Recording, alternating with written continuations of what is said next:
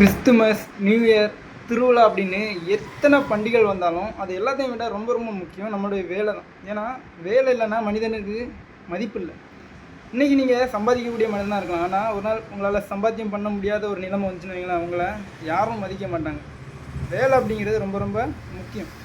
அப்புறம் இந்த வேலைகள், வீடு வேலை, வீடு ஆஃபீஸை தாண்டி ஒரு உலகம் இருக்குது. அந்த உலகத்துக்கு நம்மளால் போக முடியல. ஏன்னா ஒரு மனிதனுக்கு பணம் அப்படிங்கிறது ரொம்ப ரொம்ப அவசியமாகி போயிடுது. ஏன்னா ஒவ்வொரு தேவைகளை நிறைவேற்றணும் அப்படின்னா பணம் அப்படிங்கிறது ரொம்ப ரொம்ப முக்கியம். இந்த பணத்தை எது தரும் அப்படின்னு பார்த்தீங்கன்னா வேலை, இந்த தொழில் அப்படிங்கிறது தான் நமக்கு தருது. நம்ம இந்த பணத்தை தேடி ஓடுற ஓட்டத்தில் அதை நோக்கியே மட்டும்தான் ஓடுறோம். ஏன்னா வீடு வேலை ஆஃபீஸ் இந்த மூணத்தையும் சுற்றி சுற்றி தான் நம்ம இருக்கிறோம். அதை தாண்டி நமக்கு சிந்தனை இல்லை. இதை தாண்டி வெளியே வரணும் அப்படின்னா கண்டிப்பாக முடியும். புத்தகங்கள் அப்படிங்கிறவனால கண்டிப்பாக முடியும்.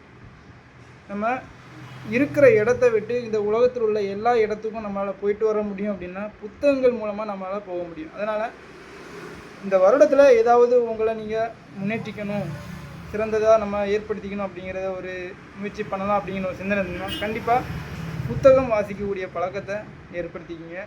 ரொம்ப நல்லது. ஏன்னா நம்முடைய வேலையிலையும் சரி சிந்தனையிலையும் சரி நம்ம வாழ்க்கையில் ஒரு மிகப்பெரிய மாற்றத்தை ஏற்படுத்தக்கூடிய வல்லமை இந்த புத்தகங்களுக்கு உண்டு. புத்தகங்களை வாசிங்க. கண்டிப்பாக அதுலேருந்து நம்ம நிறைய விஷயங்களை கற்றுக்கலாம். நம்முடைய சிந்தனைகள்லையும் செயல்லையும் சில மாற்றங்களை நம்மளால் ஏற்படுத்த முடியும். Happy new year.